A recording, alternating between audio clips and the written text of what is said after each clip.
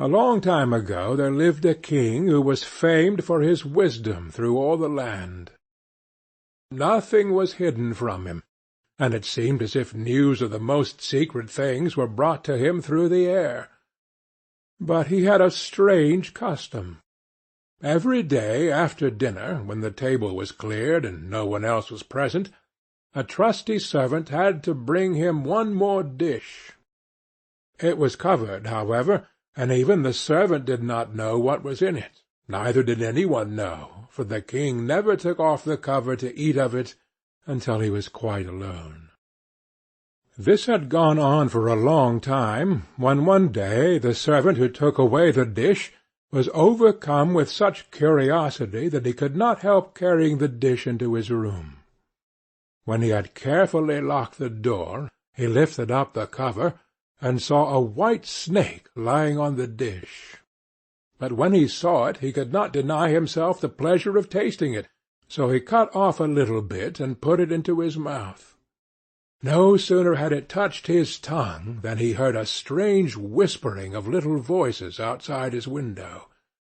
He went and listened, and then noticed that it was the sparrows who were chattering together, and telling one another of all kinds of things which they had seen in the fields and woods.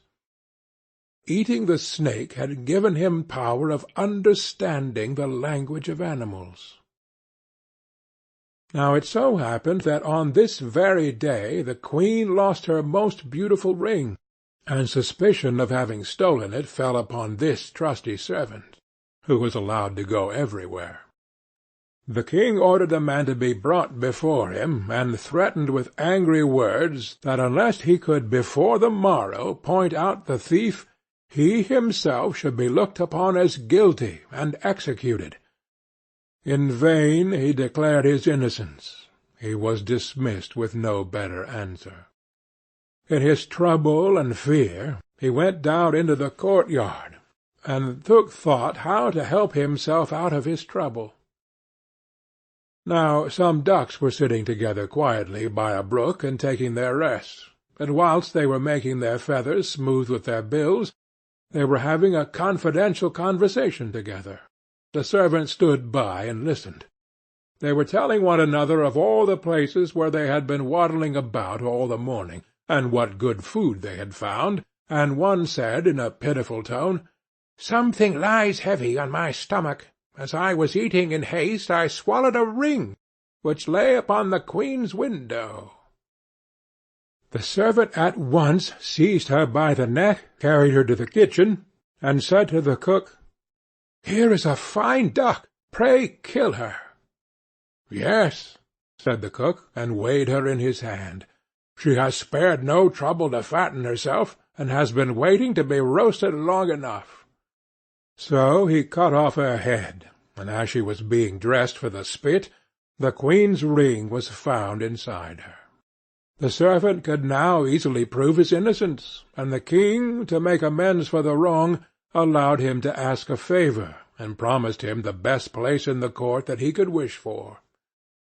The servant refused everything, and only asked for a horse and some money for travelling, as he had a mind to see the world and go about a little. When his request was granted he set out on his way, and one day came to a pond where he saw 3 fishes caught in the reeds and gasping for water. Now, though it is said that fishes are mute, he heard them lamenting that they must perish so miserably, and as he had a kind heart he got off his horse and put the 3 prisoners back into the water. They leaped with delight, put out their heads, and cried to him, "We will remember you and repay you for saving us." He rode on, and after a while it seemed to him that he heard a voice in the sand at his feet. He listened, and heard an ant-king complain, "Why cannot folks, with their clumsy beasts, keep off our bodies? That stupid horse, with his heavy hoofs, has been treading down my people without mercy." So he turned on to a side path, and the ant-king cried out to him, "We will remember you. One good turn deserves another."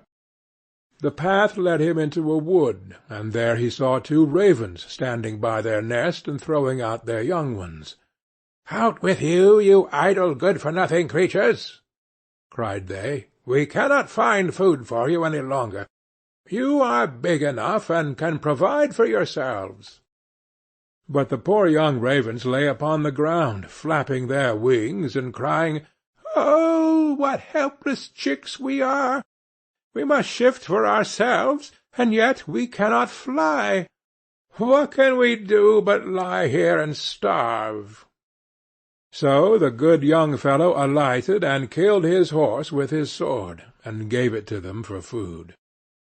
Then they came hopping up to it, satisfied their hunger, and cried, "We will remember you. One good turn deserves another."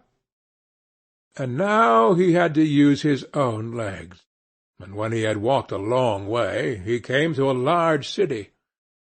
There was a great noise and crowd in the streets, and a man rode up on horseback, crying aloud, "The king's daughter wants a husband, but whoever seeks her hand must perform a hard task, and if he does not succeed, he will forfeit his life."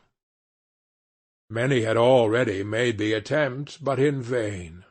Nevertheless, when the youth saw the king's daughter, he was so overcome by her great beauty that he forgot all danger, went before the king, and declared himself a suitor.